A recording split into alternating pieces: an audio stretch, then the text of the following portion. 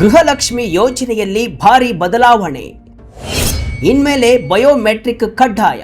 ವೀಕ್ಷಕರೇ, ಕರ್ನಾಟಕ ಸರ್ಕಾರದ ಮಹತ್ವಾಕಾಂಕ್ಷಿ ಗೃಹಲಕ್ಷ್ಮಿ ಯೋಜನೆಯ 2,000 ಹಣ ನಿಮಗೂ ಬರ್ತಾ ಇದೆಯಾ? ಹಾಗಾದರೆ ಈ ವಿಡಿಯೋವನ್ನು ನೀವು ತಪ್ಪದೇ ಕೊನೆಯವರೆಗೂ ನೋಡಲೇಬೇಕು.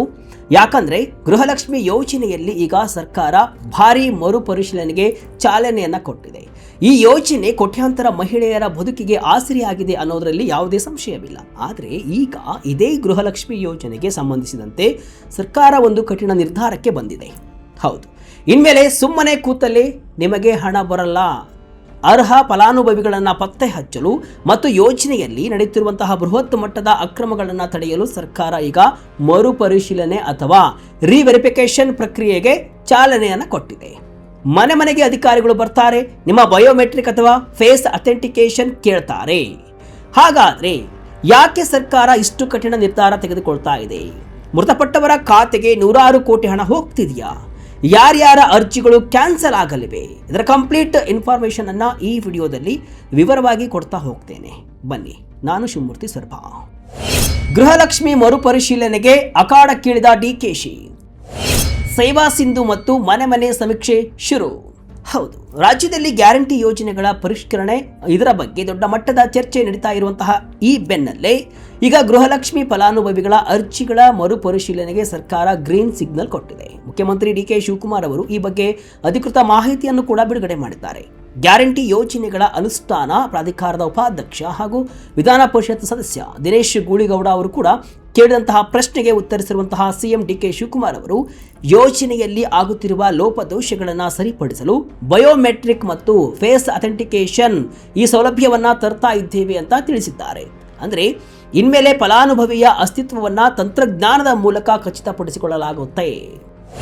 ಬರೋಬ್ಬರಿ 76,951 ಕೋಟಿ ರೂಪಾಯಿ ಪಾವತಿ, 1.24 ಕೋಟಿ ಮಹಿಳೆಯರ ಖಾತೆಗೆ ಹಣ. ಗೃಹಲಕ್ಷ್ಮಿ ಯೋಜನೆಯ ವ್ಯಾಪ್ತಿ ಎಷ್ಟು ದೊಡ್ಡದಿದೆ ಅನ್ನೋದನ್ನ ಈ ಅಂಕಿ ಅಂಶಗಳನ್ನು ನೋಡಿದ್ರೆ ಅರ್ಥ ಮಾಡಿಕೊಳ್ಳಬಹುದು. ಸರ್ಕಾರ ನೀಡಿರುವಂತಹ ಮಾಹಿತಿಯ ಪ್ರಕಾರ ರಾಜ್ಯದಲ್ಲಿ ಈವರೆಗೆ ಒಟ್ಟು 1,24,48,938 ಫಲಾನುಭವಿಗಳು ನೋಂದಣಿಯಾಗಿದ್ದಾರೆ. ಇವರಿಗೆ ಇದುವರೆಗೂ 32 ಕಂತುಗಳಲ್ಲಿ ತಲಾ 2,000 ರೂಪಾಯಿಯಂತೆ ಒಟ್ಟು 76,951 ಕೋಟಿ ರೂಪಾಯಿಗಳನ್ನು ನೇರವಾಗಿ ಅವರ ಬ್ಯಾಂಕ್ ಖಾತೆಗಳಿಗೆ ವರ್ಗಾಯಿಸಲಾಗಿದೆ. ಇದು ಭಾರತದ ಇತಿಹಾಸದಲ್ಲಿ ಅತ್ಯಂತ ದೊಡ್ಡ ಮಟ್ಟದ ನಗದು ವರ್ಗಾವಣೆ ಯೋಜನೆಗಳಲ್ಲಿ ಒಂದು.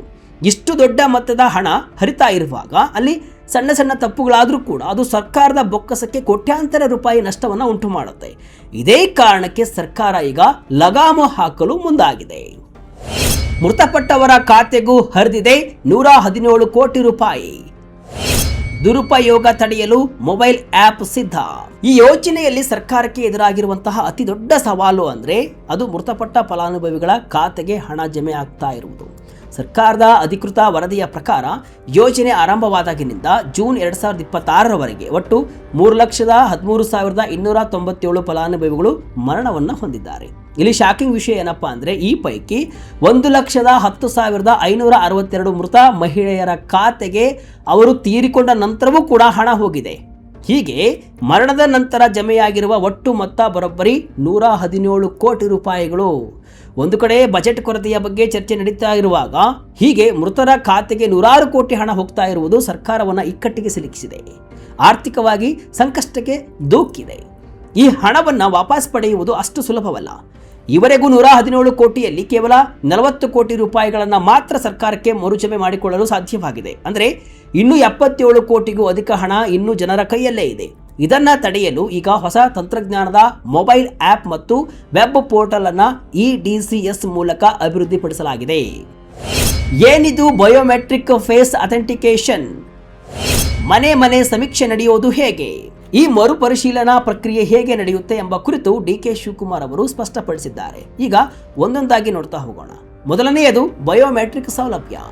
ಇನ್ಮೇಲೆ ಸೇವಾ ಸಿಂಧು ಕೇಂದ್ರಗಳಲ್ಲಿ ಅಥವಾ ಮನೆ ಮನೆ ಸಮೀಕ್ಷೆ ವೇಳೆ ಫಲಾನುಭವಿಯ ಹೆಬ್ಬಟ್ಟಿನ ಗುರುತು ಅಥವಾ ಮುಖದ ಗುರುತನ್ನು ಪಡೆಯಲಾಗುತ್ತೆ. ಇದರಿಂದ ಅವರು ಬದುಕಿದ್ದಾರೆಯೋ ಅಥವಾ ಆ ಹಣವನ್ನು ಅವರೇ ಪಡಿತಾ ಇದ್ದಾರೆಯೋ ಎಂಬುದು ಕೂಡ ಖಚಿತವಾಗುತ್ತೆ. ಇನ್ನು ಎರಡನೆಯದು ಸೇವಾ ಸಿಂಧು ಕೇಂದ್ರಗಳ ಬಳಕೆ.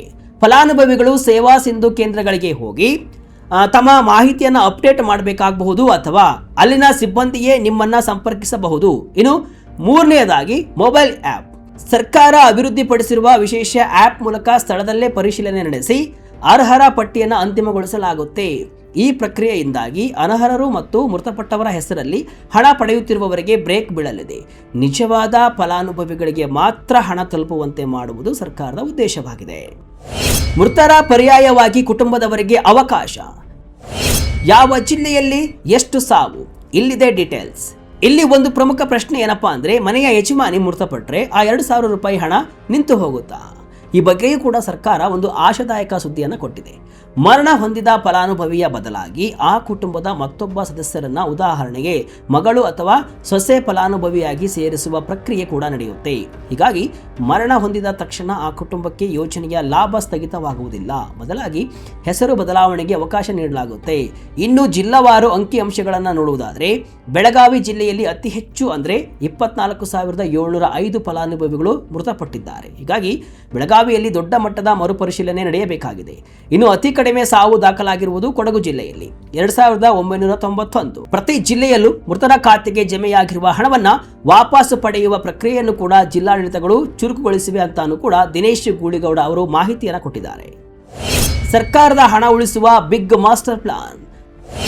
ಅನರ್ಹರಿಗೆ ಎದುರಾಗುತ್ತಾ ಕಾನೂನು ಸಂಕಷ್ಟ. ಗೃಹಲಕ್ಷ್ಮಿ ಯೋಜನೆ ಎಂಬುದು ಕೇವಲ ಒಂದು ಗ್ಯಾರಂಟಿ ಅಲ್ಲ, ಅದು ಸರ್ಕಾರದ ಬಜೆಟ್ ಮೇಲೆ ದೊಡ್ಡ ಪರಿಣಾಮ ಬೀರುತ್ತಾ ಇರುವಂತಹ ಹಣಕಾಸಿನ ಹೊಣೆಗಾರಿಕೆ. ಒಂದು ವರ್ಷಕ್ಕೆ ಸುಮಾರು 25,000ರಿಂದ 30,000 ಕೋಟಿ ರೂಪಾಯಿಗಳು ಈ ಒಂದು ಯೋಜನೆಗೆ ಬೇಕಾಗುತ್ತೆ. ಒಂದು ವೇಳೆ ಸರ್ಕಾರ ಕಠಿಣವಾಗಿ ಮರುಪರಿಶೀಲನೆ ನಡೆಸಿದರೆ ಕನಿಷ್ಠ 5% 10% ಅನರ್ಹರನ್ನ ಪಟ್ಟಿಯಿಂದ ಕೈಬಿಡಬಹುದು. ಇದರಿಂದ ವರ್ಷಕ್ಕೆ ಸಾವಿರಾರು ಕೋಟಿ ರೂಪಾಯಿ ಸರ್ಕಾರದ ಬೊಕ್ಕಸಕ್ಕೆ ಉಳಿತಾಯವಾಗುತ್ತೆ. ಈಗಾಗಲೇ ಹಲವರು IT ಪಾವತಿದಾರರಾಗಿದ್ದರೂ ಕೂಡ ಅಥವಾ ಸರ್ಕಾರಿ ನೌಕರರಾಗಿದ್ದರೂ ಕೂಡ ಗೃಹಲಕ್ಷ್ಮಿ ಹಣ ಪಡಿತಾ ಇದ್ದಾರೆ ಎಂಬ ಆರೋಪಗಳು ಇವೆ. ಬಯೋಮೆಟ್ರಿಕ್ ಮತ್ತು ರೇಷನ್ ಕಾರ್ಡ್ ಲಿಂಕ್ ಮಾಡುವುದರಿಂದ ಇಂತಹ ಅನರ್ಹರನ್ನ ಸುಲಭವಾಗಿ ಪತ್ತೆ ಹಚ್ಚಬಹುದು. ಸುಳ್ಳು ಮಾಹಿತಿ ನೀಡಿ ಹಣ ಪಡಿತಾ ಇದ್ರೆ ಅಂತಹವರಿಂದ ಹಣ ವಾಪಸ್ ಪಡೆಯುವುದು ಮಾತ್ರವಲ್ಲದೆ ದಂಡ ಹಾಕುವ ಸಾಧ್ಯತೆಯೂ ಕೂಡ ಇದೆ ಅಂತಾನೂ ಸರ್ಕಾರದ ಮೂಲಗಳು ತಿಳಿಸಿವೆ. ಯಾರು ಅರ್ಹರಲ್ಲ? IT ಪಾವತಿದಾರರಿಗೆ ಶಾಕ್. BPL ಇಂದ APL ನೋ ಗೃಹಲಕ್ಷ್ಮಿ ಹಣ.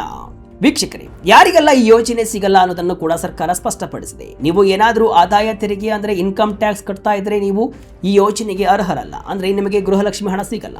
ನಿಮ್ಮ ಪತಿ ಇನ್ಕಮ್ ಟ್ಯಾಕ್ಸ್ ಕಟ್ತಾ ಇದ್ರೂ ಸಹ ನಿಮಗೆ ಹಣ ಬರಲ್ಲ. ಇತ್ತೀಚೆಗೆ ಅನೇಕರ ರೇಷನ್ ಕಾರ್ಡ್ BPL ಇಂದ APLಗೆ ವರ್ಗಾವಣೆಯಾಗಿದೆ. ಅದಕ್ಕೆ ಕಾರಣ ನೀವು ಟ್ಯಾಕ್ಸ್ ಪೇಯರ್ ಆಗಿರೋದು.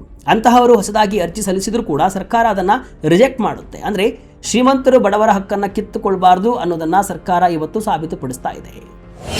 ಅಕ್ರಮಗಳಿಗೆ ಬೀಳುತ್ತಾ ಬ್ರೇಕ್. ವೀಕ್ಷಕರೇ, ಇವತ್ತು ಗ್ಯಾರಂಟಿ ಸಮಿತಿಗಳು ಪ್ರತಿ ಹಳ್ಳಿಯಲ್ಲೂ ಕೂಡ ರಚನೆಯಾಗಿವೆ. ಇನ್ನು ಮುಂದೆ ಈ ಸಮಿತಿಗಳು ಪ್ರತಿ ಮನೆಯನ್ನ ಚೆಕ್ ಮಾಡುತ್ತೆ. ನೀವು ನಿಜವಾಗಿಯೂ ಆ ಮನೆಯಲ್ಲಿ ವಾಸವಿದ್ದೀರಾ? ನಿಮ್ಮ ಹೆಸರಲ್ಲಿ ಎಷ್ಟು ಬಿಲ್ ಬರ್ತಿದೆ? ನಿಮ್ಮ ಅಕೌಂಟ್ಗೆ ಬರ್ತಿರೋ ಹಣ ಯಾರ ಕೈ ಸೇರ್ತಿದೆ ಅನ್ನೋದನ್ನು ಕೂಡ ಇನ್ನು ಮುಂದೆ ಅಧಿಕಾರಿಗಳು ಲೈವ್ ಆಗಿ ಟ್ರ್ಯಾಕ್ ಮಾಡ್ತಾರೆ. ಈ 100 ಕೋಟಿ ರೂಪಾಯಿ ಲೂಟಿಯಾದ ಸುದ್ದಿ ಕೇಳಿ ಇಡೀ ರಾಜ್ಯ ಈಗ ಬೆಚ್ಚಿ ಬಿದ್ದಿದೆ. ಯಾರೋ ತೀರಿ ಹೋದವರ ಹೆಸರಲ್ಲಿ ಹಣ ಪಡಿತಾ ಇದ್ದಾರೆ ಅಂತ ಸರ್ಕಾರಕ್ಕೆ ಶಾಕ್ ಕೂಡ ಆಗಿದೆ. ಇಂತಹವರನ್ನ ಪತ್ತೆ ಹಚ್ಚಲು ಈಗ ರಾಜ್ಯ ಸರ್ಕಾರ ಮುಂದಾಗಿದೆ. ಒಟ್ಟಾರೆಯಾಗಿ ಹೇಳುವುದಾದರೆ ಗೃಹಲಕ್ಷ್ಮಿ ಯೋಜನೆಯಲ್ಲಿ ಪಾರದರ್ಶಕತೆ ತರಲು ಮತ್ತು ಸರ್ಕಾರದ ಬೊಕ್ಕಸಕ್ಕೆ ಆಗುತ್ತಿರುವ ಕೋಟ್ಯಾಂತರ ರೂಪಾಯಿ ನಷ್ಟವನ್ನು ತಡೆಯಲು ಈ ಮರುಪರಿಶೀಲನಾ ಪ್ರಕ್ರಿಯೆ ಅತ್ಯಂತ ಅವಶ್ಯಕವಾಗಿದೆ. ಬಯೋಮೆಟ್ರಿಕ್ ಮತ್ತು ಫೇಸ್ ಅಥೆಂಟಿಕೇಶನ್ ಅಂತಹ ಆಧುನಿಕ ತಂತ್ರಜ್ಞಾನದ ಬಳಕೆಯಿಂದ ಅನರ್ಹರು ಮತ್ತು ಮೃತಪಟ್ಟವರ ಹೆಸರಿನಲ್ಲಿ ಹಣ ದುರುಪಯೋಗ ಪಡಿಸಿಕೊಳ್ಳುತ್ತಿರುವವರಿಗೆ ಈಗ ಕಡಿವಾಣ ಬೀಳಲಿದೆ. ಇದು ಕೇವಲ ಹಣ ಉಳಿಸುವ ಪ್ರಯತ್ನವಲ್ಲ, ಬದಲಿಗೆ ಯೋಜನೆಯ ಸೌಲಭ್ಯವು ಅರ್ಹ ಬಡ ಮಹಿಳೆಯರಿಗೆ ಮಾತ್ರ ತಲುಪುವಂತೆ ಮಾಡುವ ಪ್ರಾಮಾಣಿಕ ಕ್ರಮವಾಗಿದೆ. ಆದ್ದರಿಂದ ಫಲಾನುಭವಿಗಳು ಸರ್ಕಾರದ ಈ ಹೊಸ ನಿಯಮಗಳಿಗೆ ಸಹಕರಿಸಿ ತಮ್ಮ ಮಾಹಿತಿಯನ್ನು ಅಪ್ಡೇಟ್ ಮಾಡಿಕೊಳ್ಳುವ ಮೂಲಕ ಯೋಜನೆಯ ಲಾಭವನ್ನು ಮುಂದುವರಿಸಬಹುದಾಗಿದೆ. ಗೃಹಲಕ್ಷ್ಮಿ ಯೋಜನೆಯ ಮರುಪರಿಶೀಲನೆ ಬಗ್ಗೆ ನಿಮಗೆ ಏನನ್ಸುತ್ತೆ? ಕಮೆಂಟ್ ಮೂಲಕ ತಿಳಿಸಿ. ಇದಿಷ್ಟು ಇವತ್ತಿನ ವಿಶೇಷ. ಇದೇ ರೀತಿಯ ಹಲವು ವಿಶ್ಲೇಷಣೆ ಮಾಹಿತಿ ಅಷ್ಟೇ ಅಲ್ಲ, ಮನೋರಂಜನೆಯ ವಿಡಿಯೋಗಳಿಗಾಗಿ ವಿಜಯ ಕರ್ನಾಟಕ ವೆಬ್ಸೈಟ್, ಫೇಸ್ಬುಕ್ ಹಾಗೂ ಯೂಟ್ಯೂಬ್ ಪೇಜನ್ನು ಫಾಲೋ ಮಾಡಿ. ಧನ್ಯವಾದಗಳು.